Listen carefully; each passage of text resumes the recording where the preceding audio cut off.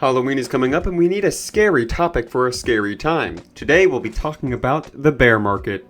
Main topics today is going to be the differences in profit you're going to see right now in a bull market versus what should you expect in a bear market.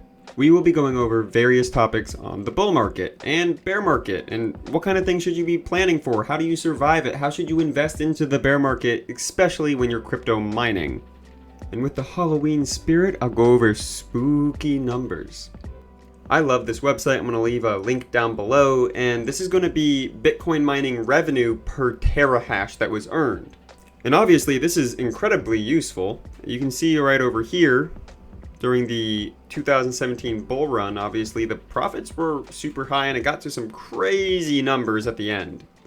But as the market started ending and the bear market really started kicking in, especially near the end of 2018, it got pretty bad, and it stayed pretty bad for about 2 years. Now, could you survive these numbers? That's the question. And let's start actually from here. So at the end of 2018, in December, for most of the bear market, you're going to see around 15 cents revenue per terahash. And around the same time where the revenue got super low and would stay that way for 2 years, we're going to ask the question, what if we bought the Bitmain Antminer DR5, this one right here, and we held on to it for the rest of the bear market? Which, by the way, you're going to be surprised that, yeah, not only did it stay profitable, but there would also be times that you're probably going to have to turn it off. So we're going to go over why it would have been a good idea to buy this when it first came out, and also why it would have been a bad idea to just dump all your money in at once. So let's go back to the end of 2018 when we buy this brand new ASIC miner, and I believe the cost when I looked it up online, it was around $1,300 per ASIC. So I did the math of what if we bought 15 ASICs at this time. We're also going to assume though, I was going to allot only $20,000 to spend on ASICs over the bear market of the 2 to 3 year period that I was going to be investing. And in this scenario right here, I spent all 20K in the first month of buying ASICs, buying these one ant miners. And you can also see right here that we have a kilowatt hour around 8 cents. I'm gonna also show you other numbers, but this is around what I have. And one more thing before we get started, so you have context of how I'm doing this. I did take the revenue that you would have made per month on the first of every month that we saw in the graph before, and I tried to pick numbers that were lower than normal. That way I could be very conservative with my assumptions. So let's actually get started. I know we're going to go just straight into the numbers here, but this is important and it's really going to make sense, and this is really going to open your eyes as well to, what should you expect, how should you prepare, and how do you do any of this in the bear market? And also it's going to make it incredibly less scary, just so you know. Right now I have the numbers up of a 3-year period of holding these ASICs. Now, just so you know too, part of my math was, can I beat a 10% growing mutual fund? Because if you can't beat a mutual fund, then why are you investing in the first place? Your money should have just been in a mutual fund. So if you took that $20,000 and put it into a mutual fund instead of into crypto mining, I actually have the numbers right here. The mining would have outperformed the mutual fund pretty drastically over a 3-year period. Now, even though it would drastically outperform a mutual fund, the thing that's tricky about this though is I am including the bull market that started really increasing profits, because you can see the scariest time when mining with these ASICs during the last bear market would have been this time period right here. You can see there are multiple months that I would not have made any profit. I actually would have been losing money. So the reason it's zeroed out is obviously if it's losing money, I would not have them on. So for 6 months out of 2 years, these ASICs would have been off. And that's quite dramatic. So let's redo this math just a bit. I'm going to delete a whole year off of it. Because why not just invest in those same ASICs right before the bull market? Because usually you can make a good assumption that it's going to be happening because you're like, the halving is coming up. If you can kind of assume the year that the halving will be happening, then could we outperform a mutual fund in the meantime? And you see right here that I did not outperform a mutual fund. I actually failed to outperform a mutual fund. I would have made almost $2,600 more investing in a mutual fund than in mining with the method that I have right here. Plus, there was a big tech upgrade. Usually ASICs always have big tech upgrades every year, but there was a very dramatic tech upgrade at least in my opinion, from the end of 2018 when that ASIC that we're using came out. There was a very dramatic upgrade in 2019 at the end versus the ASICs that we bought in 2018. It really made them not competitive anywhere near when it comes to the price efficiency and electricity. Just wasn't as good. But you have to realize when we're buying ASICs, that's usually going to be where a lot of your profit's going to come in when it comes to a bear market. And it is a totally different game that these things upgrade super fast. But look right here, you would have obviously done better investing into a mutual fund if you put all your money in at once. Here's the key detail. Dollar cost averaging is how you should invest in any market. This does not change for ASIC miners. If you plan on putting like $20,000 over the bear market, do not throw all your money in at once. I don't care what situation's going on, buy it over time. So if I instead spent $5,000 in the end of December, then another $5,000 in the mid of 2019, another $5,000. You see where I'm going with this, right? I spread it out instead of going the other way around and just buying it all at once. Not only would I have had profit during these 6 months because of that, the few that would not have been in profit would have been a smaller portion of my fleet, and I would have only had to turn them off for a few months, and then they would be back online 6 months later. So is it fun that they're offline for 6 months? No, nobody wants that. But we're also talking about residential electric rates, right? Because when it comes to paying residential electric rates, first of all, me getting mine down to 8 cents, here's how I was able to do that, because I actually pay more around 12.5 cents. But I'm able to drop the price because of various things that I'm doing. One of those things is I'm counting my detached garage as a commercial property, and I'm getting it separately metered. And as long as I stay under 30 kilowatts, then I actually get way cheaper rates using a commercial property electricity. But that's not giving me that 8.1 cents you see right here. I'm also combining it with solar, which is going to be majorly grid tied. It's not technically grid tied, but I'll go over solar ideas in the future.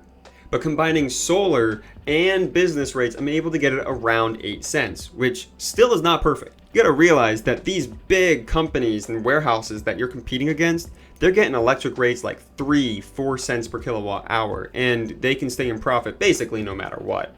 As where for us miners at home, we gotta see these kind of as a seasonal thing. There's gonna be times that, yeah, you might have to turn some ASICs off, and you need to keep in mind, okay, is this thing profitable? Is it not?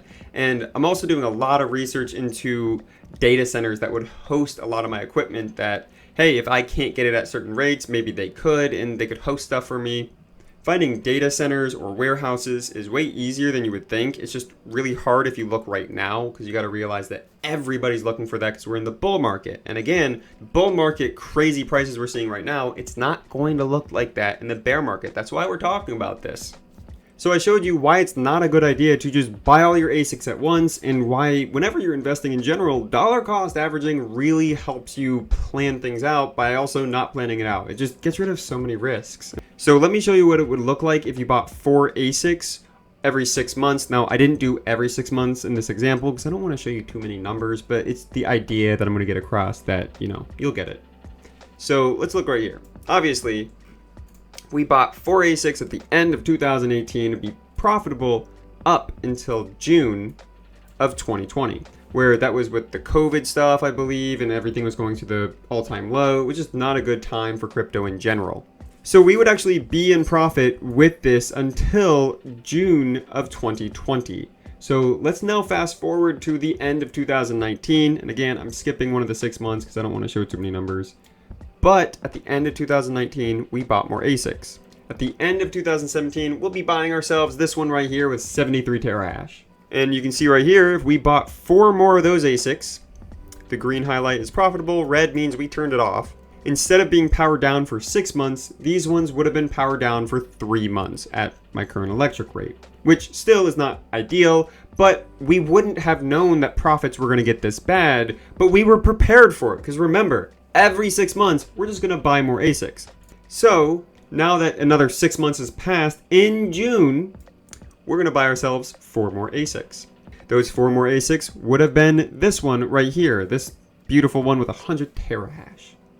So now that we're back here, you can see this is going to be in profit the whole time. And it's going to stay in profit throughout the entirety of the bull market. because they're all going to be profitable in the bull market. Because remember, the bull market, you could throw a Dorito together and that thing's going to make you money. In the bear market, we really have to plan for this. It's kind of a sideways tilt kind of thinking when it comes to a business of running ASIC mining.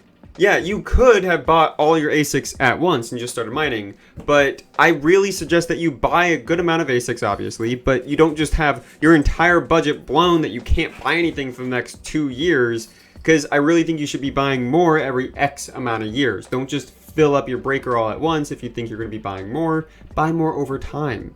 With this method as well, you're going to earn a lot more money because, again, ASICs, they get outdated. And especially when we're mining at home, we can't be thinking, oh, it's always going to be turned on. There's going to be months that you will have to turn your ASICs off. That is a fact. This is just a thing that happens in crypto when you're mining at home. And if you don't have to do that, I'm jealous and I'm proud of you. Like, that's awesome if you never have to turn it off and if you have cheap electric.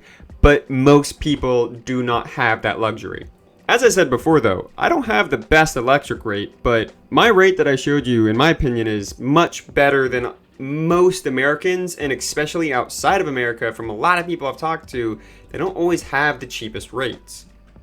So let's redo this math, and what if you had 9 cents per kilowatt hour? You're seeing we have more months now. Here's another month that's not profitable. Okay, well, what if we're at 10 cents? This is getting much harder, as you can tell. Now, with the math that I've done, as long as this number right here is positive, I know that it still is worth it over a 3-year period, but preferably it's worth it over a 2-year period. So when you're investing over these 2-year periods of the bear market specifically, we need to be outperforming it in a way. It doesn't matter if we lost a little bit comparatively to a mutual fund, because it's a sideways tilt of investing. It takes a little bit longer for it to get rolling, pay itself off, and then start going in profit, which is fine. But that's why I was bringing up that you don't want months where you have to turn off your entire shed. And we're only at 10 cents right now, and it's getting close to not being profitable. Let's go a little bit more. Still worth it at 11. It's worth it at 12. And officially, you can see right here, at 13 cents per kilowatt hour, it starts getting very difficult to make this a worthwhile adventure for you. Does this make it hopeless, though? This absolutely is not hopeless if you have higher electric, but it's going to take a little bit more elbow grease. And to be honest, some people, they do have such high electric rates. There's just going to be times that, I'll be honest, if you're paying like 30 cents, 40 cents or higher with your kilowatt hours, you're really going to have an easier time looking for a data center or a warehouse or somebody to host for you. And so unless you're willing to get your own power generation with, I don't know, wind or solar and doing the budgeting on that, then to be honest, you're going to have a much easier time making profit by just investing in the stock market or with staking or looking into data warehouses and stuff like that to get cheaper rates to host for you. And I know that's not fun to hear because, I mean, a lot of people, especially I know a lot of people in like California, for example, that I talk to, you don't have cheap rates there at all.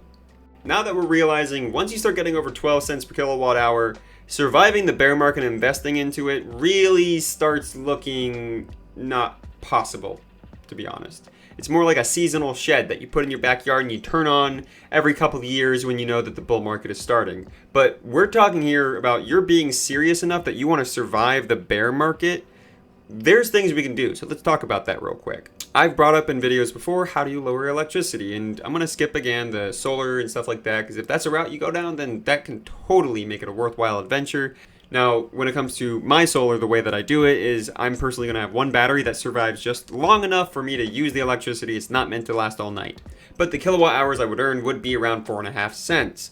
Now, that 4.5 cents, though, for the few peak hours I have in a day, still doesn't get me down to 8 cents. So that's when I called up my electric company, told them my issue, and said, I need cheaper rates, but I have a detached garage. What can I do? Because I was telling them, I will build a warehouse if I have to. Can I do that? And they were like, well, do you just want to build in your backyard? I'm like, yeah, preferably, but can I get commercial electric rates in my backyard? And they're like, yeah. So I'm actually getting my detached garage separately metered, and yeah, I'm going to have electric rates at commercial level because of that. And it's a little bit under 9 cents, but that electric rate plus the solar is how I'm getting mine around 8.1 cents per kilowatt hour. But we can also talk about the fact that maybe you don't need to build these mining rigs all the time. You could also kind of go a little left field. For example, what I did a lot in the last bear market was I sold gaming PCs. And with these gaming PCs, what I would do is all the time, especially while they were profitable, I was mining on these graphic cards until I could sell them. Sometimes I sold multiple in a week. Sometimes I didn't sell anything for 2 months. But I didn't care because my inventory was making me money. And by the time I got a sale, I'd take it off my mining rig, put it in a gaming computer, and ship it off. And of course I would test it. And whoever bought it always knew that they were buying mining graphic cards. Selling gaming computers or even pre-built rigs is a strategy I think any person mining on a residential address needs to understand is a powerful asset. Selling and buying your equipment is so worth it when it comes to the bear market. It really makes or breaks most people residential mining. And a lot of successful people that I watch online talk about, I used to sell gaming computers and stuff. I mean, it is just super common, to be honest. Especially because you got to realize, let's say you just have a graphic card that you were mining on. And I know we were talking about ASICs, but a lot of people are going to still be graphic mining over the bear market. But this is also why I never really got into ASICs until now, was it was way easier for me when I was first starting to be in graphic cards. Because if graphic cards were not profitable, I could easily sell them off. And it was just so much easier to have inventory that, I could sell it at super competitive to cheaper prices than anyone else would be. Because I'd be like, oh, this graphic card paid itself off, or it's so paid off, I can sell it at this range, and then I'd still be in profit compared to when I sold it. And you can sell at prices most people couldn't, which is a huge benefit of graphic mining, by the way. And that's also why when you go into ASIC mining, you gotta realize, man, these things are paperweights when you're done with them. Like, your resale price is nothing. Like, you could consider resale price. You could factor that into your plans, but I don't actually suggest that, especially for most people who are residential. Pretend like these machines, when you're done with them, they're bricks. There's nothing you can do with them, even though you might get a little bit from it, especially if you sell it in a bull market. But I don't want you to plan for that. But I totally think it's okay to plan for that if you're doing graphic mining. So if you have a higher electric, I totally suggest that you stay into graphic mining if you can't get it down. Because then you can buy graphic cards as they're still profitable. And then if there's months they're not profitable or you can sell them off, you'll make a lot of money being able to sell. And you'll probably make more money selling them. But again, you can sell them at competitive prices. So think about graphic mining when you have these higher electric rates and you don't have the assets or investment money to buy cheaper electricity. Because getting my detached garage to be a commercial property, that's not a cheap venture. It's not something that most people could just pull out of their pocket. Not that it's crazy, but most people don't want to drop like $10,000 to $30,000 on an investment like that. So this video has been all over the place with ASIC mining, graphic mining, profit, stuff like that. This is just how it goes, to be honest. I'm everywhere with this, but there's so much to go over when it comes to the bear market and surviving it. Now again, I know this isn't really something you can do right now, but in the future, bulk buying is going to become an option that most people are going to have again. Because again, if you're watching this in the future, shortages suck. It's kind of cool to think about. People might be watching this in like a year or two. You can get drastic price cuts if you buy in bulk, especially with ASICs. I mean, there has been times, not only in the bull market, but even in the bear market, that I have seen people, if you buy enough of it, you can get these ASICs for like half off. And when you're getting them for like crazy discounts, I mean, remember the numbers I was showing you. Like, we really can break even way faster, and these numbers totally change if we can get at cheaper prices. I am very well versed of having no money in my bank but wanting to invest and figuring out ways to invest. And so even if you only have enough money to buy like one ASIC, for example, because we're going to talk more about ASICs now again, because again, that's where we're going to go with this bear market scenario. It's very powerful to make a lot of friends in this area. So for example, think about, is there somebody doing the same thing that you trust? And maybe if everyone pulls money together and bulk buys 10, 20, 30 ASICs, and then you split it and divvy it, however much everyone bought, then you could really make out with a way, way better deal because you worked together. But also remember that if you're doing it yourself, if you have the money to buy it all up front, you're going to get way better discounts buying it in bulk. So always look for those bulk discounts. Those prices that you see on the retail site, so the example that I gave, I actually used the retail prices for the upfront costs. But usually most people aren't buying it at retail price if they're buying it in bulk. But definitely remember this. Make friends. Know people that you could be hitting up and be like, hey, I'm wanting to buy this. Did you want to buy any as well? And as long as you guys trust each other, and like, for example, I'm usually the guy that does this where I'll put it all on my credit card, and you know, if my friend screws me, I know where he lives. So I'm not worried. You didn't pay me, just sock him in the face. Don't sock your friends in the face. Unless they screw you over like 20, 30,000. Okay, maybe it's justified at that point. So put bulk buying on your radar for surviving the bear market, and really any market, to be honest. Like, I don't care what market it is. If you can get that discount rate, then do it. And if you don't know people in the field, please don't go out and just start making friends super fast. And I'm not saying actually don't make friends, but there's a lot of people that will scam you, and I don't want you to get scammed. Make sure this is somebody that you actually trust, like really, really trust. I would love to like make my own website so people could bulk buy things together, but I don't know how to get it like verified or some way to make it so people would trust it, because I would not blame anybody for going, okay, I saw this guy on YouTube or TikTok. Do I really trust him to, you know, put my money in that account? Well, I get it. Like, I get it. Like, I don't think anyone would trust me like that because I wouldn't expect you to. This is something you should really do with your friends or just family, people that you really trust. But I also want you to remember heating costs, okay? So during the winter, I remember in 2019, I turned a couple of the graphic cards on that I knew were not profitable. But after doing just some quick math, I was like, actually, it saves me enough in the heating cost that it's profitable now. So I was like, all right, cool, I'll do this. Free winter heat is way easier. Now, this was also way easier for me to do when I was in an apartment. Now that I own a house and, you know, my mining rigs are in a detached garage, it's not as easy, but I actually still do this though. I actually run around, I put my mining rigs around the house in the winter, and that's how I heat my house. I still have heat on, and it rarely, if ever, has to turn on. So we went over multiple topics today. This is going to be the first part of what I'm hoping is going to be a whole series on surviving the bear market, because there is so much more to go through, and I'm also going to go through it with you, so I'm not leaving you behind, don't worry.